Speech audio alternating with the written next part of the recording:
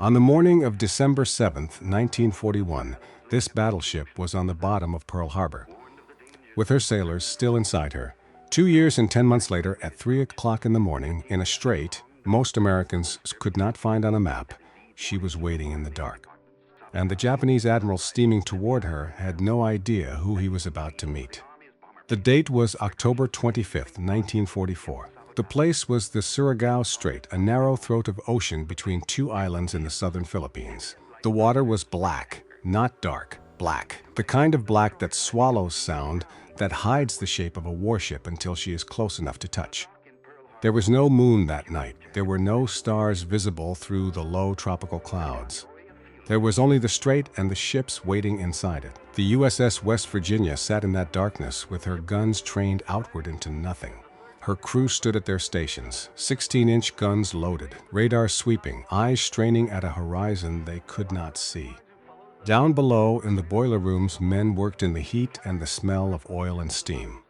On the gun decks, the sharp chemical scent of cordite was already in the air from the loading drills, and every man on her deck who was old enough to remembered exactly where this ship had been 2 years and 10 months earlier. She had been on the bottom. On the morning of December 7th, 1941, 7 Japanese torpedoes had opened her side like a can. 2 bombs had punched through her upper decks and detonated inside. She had rolled, taken on thousands of tons of oil-black water, and settled into the mud of Pearl Harbor with fires still burning above her waterline and the bodies of her sailors still inside her hull. You have to understand what it took to raise a ship like that. For months after the attack, Navy divers went down into the black, oil-slicked water of Pearl Harbor and worked in almost total darkness. They wore heavy canvas suits and brass helmets. They breathed through rubber hoses that ran up to the surface. They cut through steel with underwater torches by feel because they could not see their own hands in front of their faces. They found bodies. They brought them up. They worked shift after shift, week after week, month after month. By the middle of 1942, they had patched the West Virginia's hull with enormous concrete and steel patches called cofferdams. They pumped the water out of her. Slowly, over weeks, she rose from the harbor floor. When they finally got inside her, they found the bodies of sailors who had been trapped alive in a compartment for 16 days after the attack, marking off the days on a calendar with the light from a flashlight until the air ran out. Those men had been down there while the salvage divers were working above them and had never been heard. The West Virginia was towed across the Pacific to the Puget Sound Navy Yard in Bremerton, Washington. There, over the next 2 years, she was rebuilt almost from the keel up. Her old cage masts were cut away. New superstructure was built. New anti-aircraft guns were mounted. Her deck armor was thickened, and most important of all, she was fitted with a fire control radar so new that even most officers in the fleet did not know it existed. The Mark 8 radar. A system that could find a battleship in the middle of the night from 13 miles away in total darkness and tell the gunners exactly where to point the guns. The California went through the same process. So did the Tennessee. Ships that had been declared sunk or crippled were, one by one, sent to Puget Sound and Mare Island in California and rebuilt into something the Japanese Navy did not know existed. Old hulls, new brains. Radar-controlled fire that could put a 16-inch shell on a target the gunners could not see with their own eyes.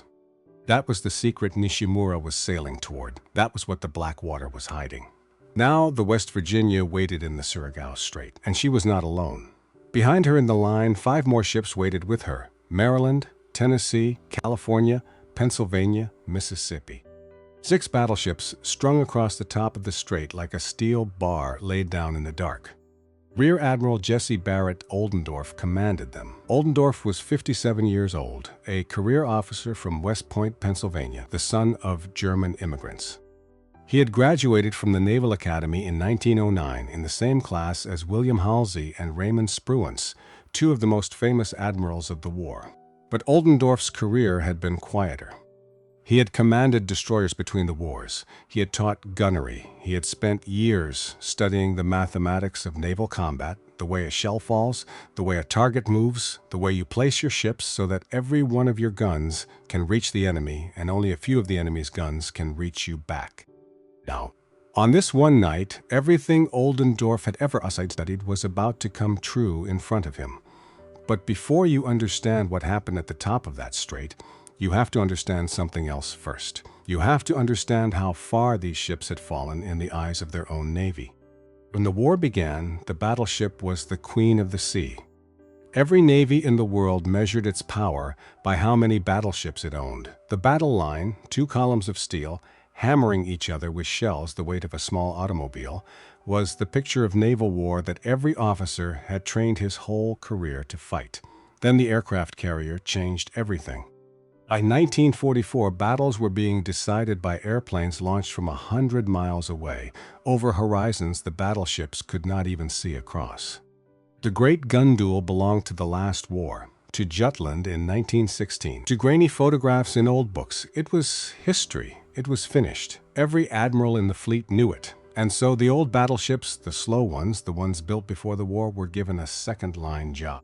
They were assigned to the invasion fleets. They sat off the beaches of one Pacific island after another and fired their enormous guns at Japanese bunkers, at hillsides, at coconut trees hiding artillery. Tarawa, Kwajalein, Saipan, Guam, Peleliu, one island after another. They shelled the shore so the Marines could land. It was vital work. It was work that saved American lives by the thousand. It was not glamorous work. It did not make the headlines. The headlines went to the fast carrier task forces. In the wardrooms of the modern fleet, the old battleships had a nickname. The Old Ladies. It was not a compliment, and it shaped a decision that would matter more that night in Surigao Strait than anyone realized at the time. Because their job was to shell the shore, their magazines were packed almost entirely with high-explosive bombardment shells, the kind you fire at a beach, the kind that scatters shrapnel across a jungle. Only a small fraction of the rounds in their turrets were the heavy, armor-piercing shells you would need to punch through the hull of an enemy battleship. They were not expected to fight another battleship, ever. That war was over. So look at them now, laid across the top of the strait in the dark. West Virginia, Maryland, Tennessee, California, Pennsylvania, Mississippi. And here is the detail that turns a naval engagement into something closer to a reckoning. 5 of those 6 ships had been at Pearl Harbor on the morning of the Japanese attack. The West Virginia had been sunk outright, raised from the mud. The California had been sunk outright, raised from the mud. The Tennessee, the Maryland, and the Pennsylvania had all been battered, burned, and damaged in that same harbor on that same morning. Only the Mississippi had missed December 7th. She had been in the Atlantic. Stop and think about what that means for a moment. 5 of the 6 battleships waiting in the dark of Surigao Strait were literally the ships that Japan had tried to destroy at the very start of the war. They had been pulled off the bottom of an American harbor. They had been stitched back together in dry docks on the West Coast. They had been sent back to sea with new radar and new fire control systems that almost no one outside the fleet knew they carried. And they had been pointed west. Now they were here, waiting, in the dark, at the top of a funnel of water, with the Japanese battleship force steaming straight up the middle of that funnel toward them. Navy that Chester Nimitz commanded had almost written these ships off as too old to matter. They were about to matter more than any ship in the fleet. Now turn the whole picture around. Stand on the other bridge. Vice Admiral Shoji Nishimura, 55 years old, career officer of the Imperial Japanese Navy. He had entered the Naval Academy at Etajima in 1905 and had spent almost 40 years in uniform. He had commanded destroyers. He had commanded cruisers.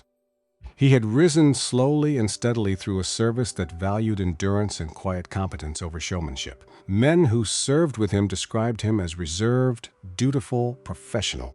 Not a fire-breather, not a self-promoter, a sailor. He was steaming his ships up Surigao Strait as one jaw of an enormous trap. The Japanese plan for the Philippines was desperate and intricate. It had a name. The Japanese called it Shogo 1, Operation Victory 1.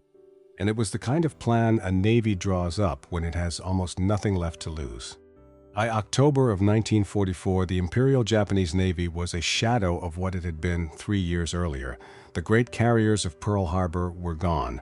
Most of them lay on the bottom of the Pacific, sunk at Midway, at the Coral Sea, at the Philippine Sea.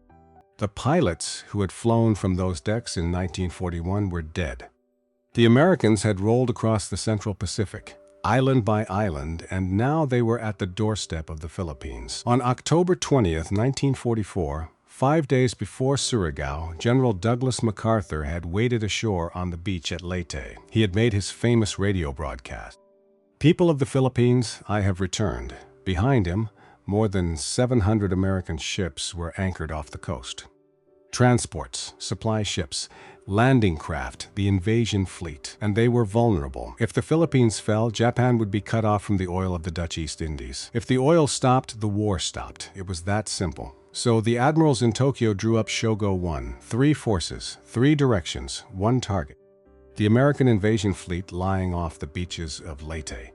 The main force, the center force, would come down from the north through the Sibuyan Sea and out the San Bernardino Strait. Vice Admiral Takeo Kurita would lead it. 5 battleships, including the 2 largest battleships ever built, the Yamato and the Musashi, 12 cruisers, 15 destroyers.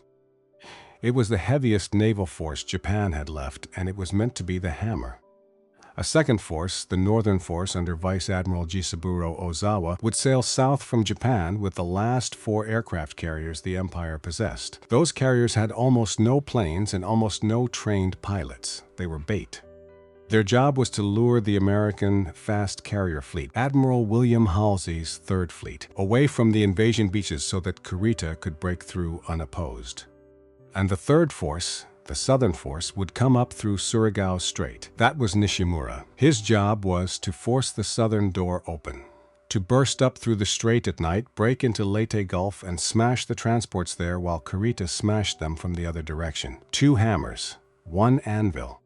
The Americans caught between them. That was the plan. And it almost worked. On October 24th, 1 day before Surigao, Halsey took the bait. American reconnaissance spotted Ozawa's decoy carriers to the north. Halsey turned his entire Third Fleet, including the fast battleships and the modern carriers, and steamed north to attack them. He left the San Bernardino Strait completely unguarded. Kurita, whose force had been battered by air attack in the Sibuyan Sea, turned around and came back through the strait in the middle of the night. At dawn on October 25th, at the same time that Nishimura was dying at the southern end of Leyte Gulf, Kurita was emerging at the northern end with 4 battleships and heading straight for the American transports. That is another story.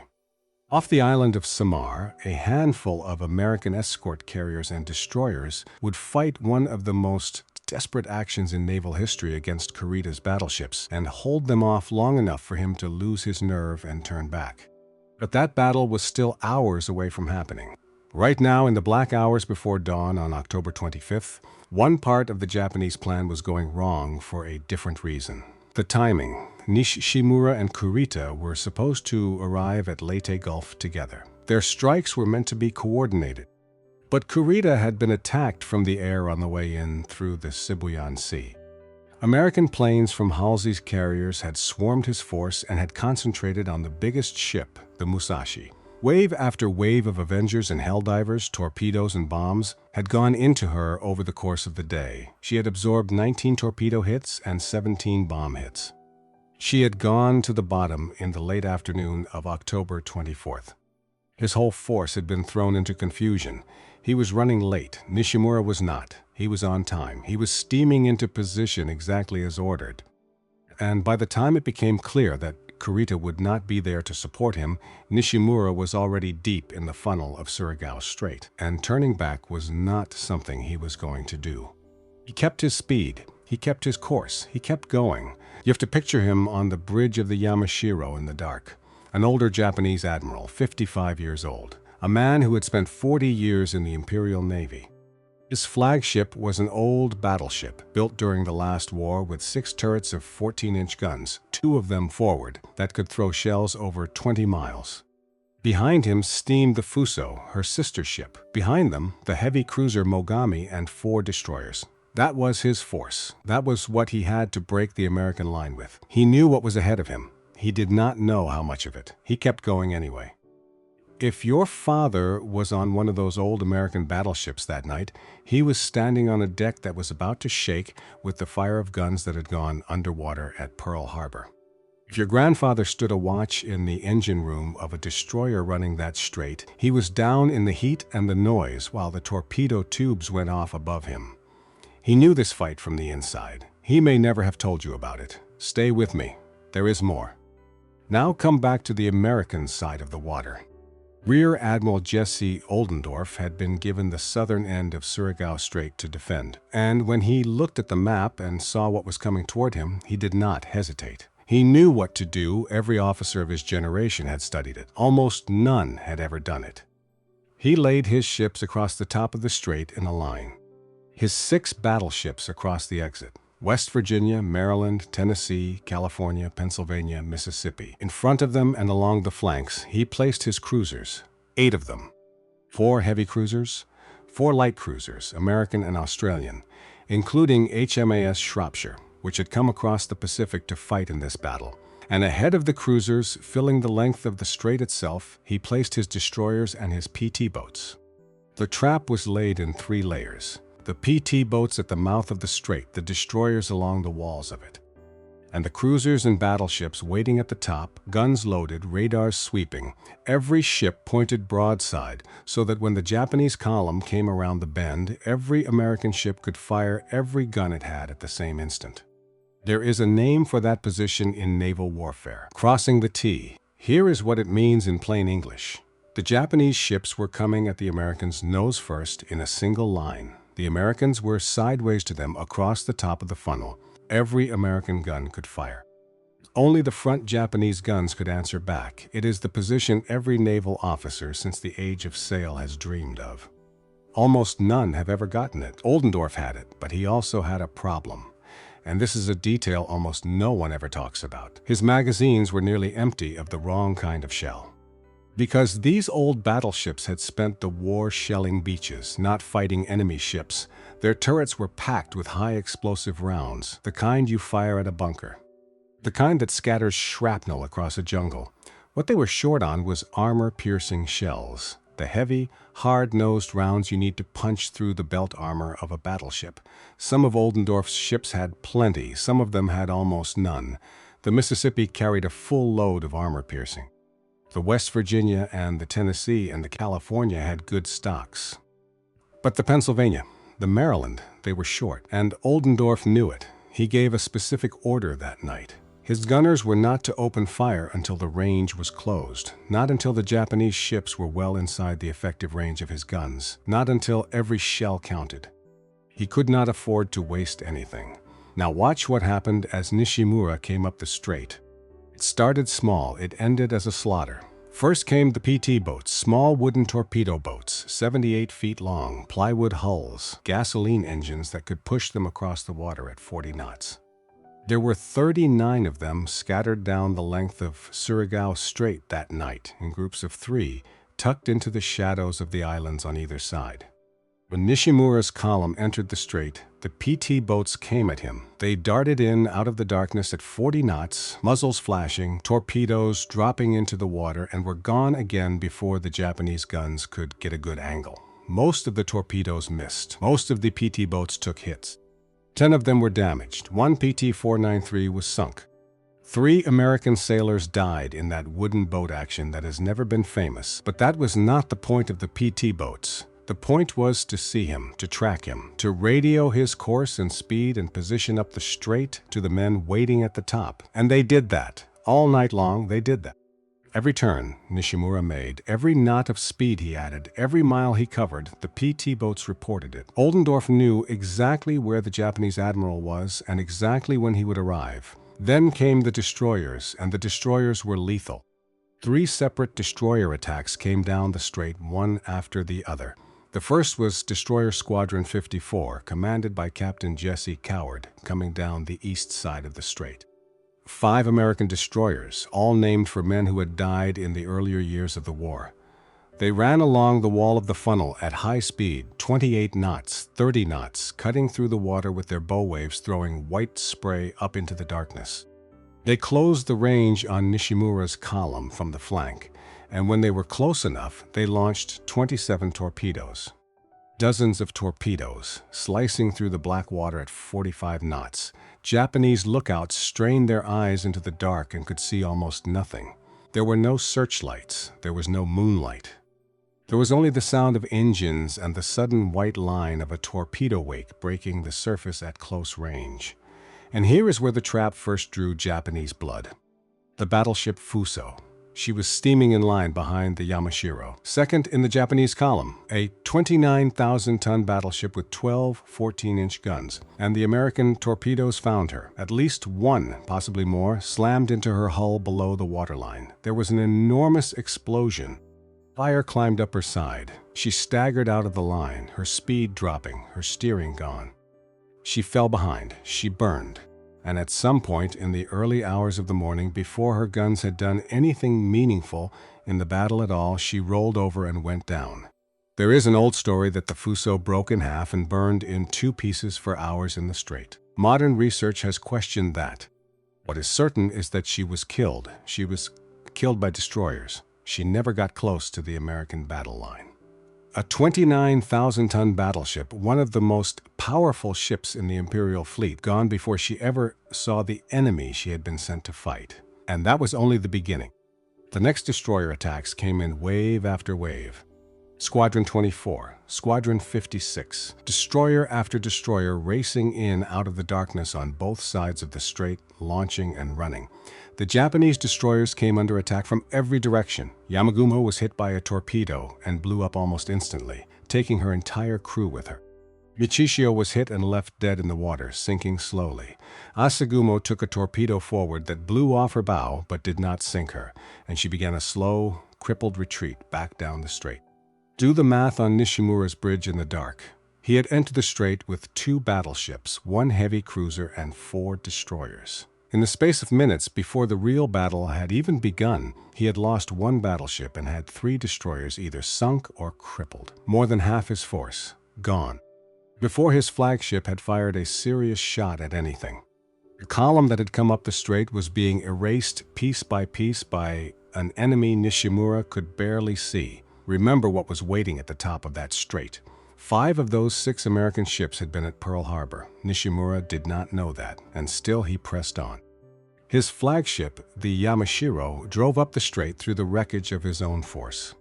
Past the burning hull of the Fuso, past the crippled destroyers, past the last dying flashes of his own escort, toward the top of the funnel, toward whatever was waiting at the exit. He did not turn. Whatever was ahead of him, he was going to reach it. The Mogami followed. The 1 destroyer still afloat and combat capable, the Shiger, followed. That was what was left of the Southern force. A single battleship, a single heavy cruiser, a single destroyer, coming out of the smoke of their own dead sister ships. At 3:51 in the morning, they reached the top of the strait, and the Ghosts opened fire. The West Virginia fired first. She had something the label of obsolete had completely hidden. Something the men in the wardrooms of the modern fleet had never quite understood about these old ships. She carried one of the newest, most advanced fire control radars in the United States Navy, the Mark 8. In total darkness, with no moon, with no searchlights, with the Japanese column still miles away, that radar reached out across the black water of Surigao Strait, found the Yamashiro at more than 22,000 yards, nearly 13 miles, and locked on. 12.5 miles of black water between the ship and her target. No visual contact, nothing but a green line on a screen and a set of numbers. The West Virginia's 8 16-inch guns, the same guns that had gone underwater in the mud of Pearl Harbor almost 3 years earlier, swung onto a target her lookouts could not see with their eyes. And she fired. The first salvo shook her from bow to stern. Down in the boiler rooms, men felt the whole ship kick sideways from the recoil. The concussion rolled across the water. The smell of burnt powder washed over her decks in the dark.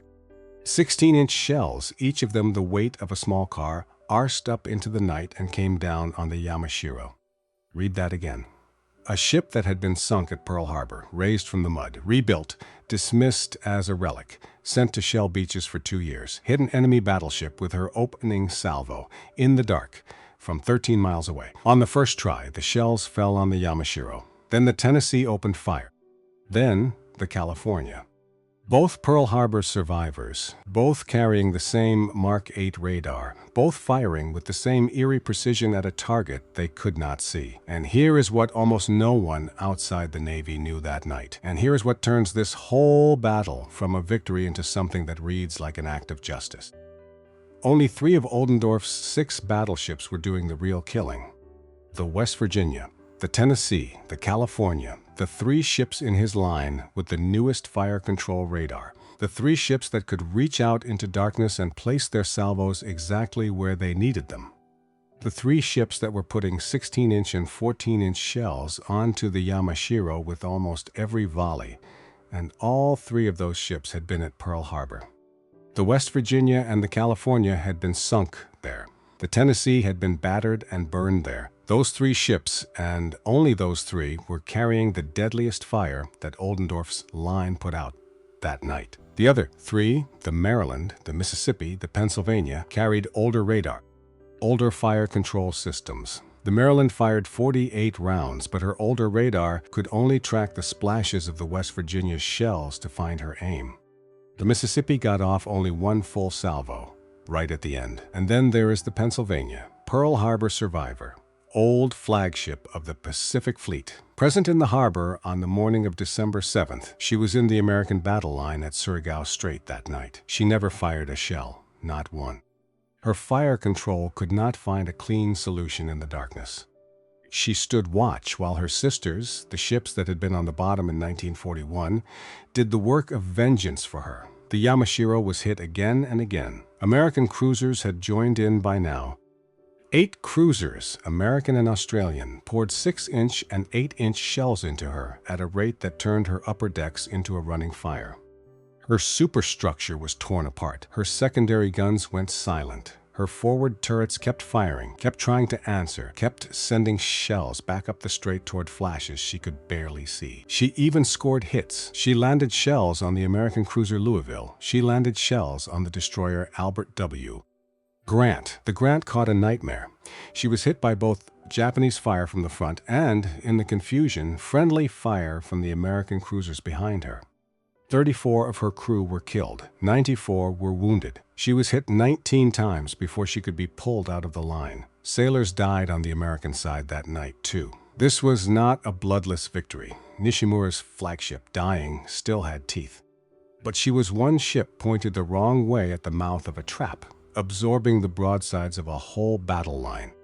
12 inches of steel armor could not absorb what was coming down on her. At 4:19 in the morning, the Yamashiro rolled over. She turned onto her side in the black water of Surigao Strait, and she went down, fires still burning along her length, guns still trained. And she took Admiral Shoji Nishimura with her, 55 years old, career officer of the Imperial Japanese Navy. Down with his ship into the water he had refused to turn away from. Of the roughly 1,400 men aboard the Yamashiro, only a handful survived. Most went down with her. The cruiser Mogami, burning, mortally wounded, tried to turn and run south. She would be finished off later. Only one Japanese destroyer, the Shiger, managed to reverse course and escape into the dark of the strait back the way she had come. That was the end of Nishimura's force. The Fuso was gone, the Yamashiro was gone, the Mogami was mortally hit and would sink later that morning. 3 destroyers were sunk or crippled beyond saving. Of the 7 warships that had entered Surigao Strait a few hours earlier, only one, the Shiger, came back out under her own power. Now watch what happened next. Because this is the part that is almost never told.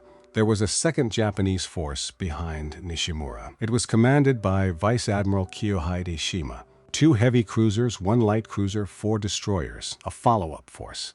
It had been trailing Nishimura up the strait, about 40 miles behind him. Shima had not been able to reach Nishimura by radio. He did not know exactly what he was steaming into. He found out. His ships came up the strait in the last hour of the darkness, and what they came into was not a battle.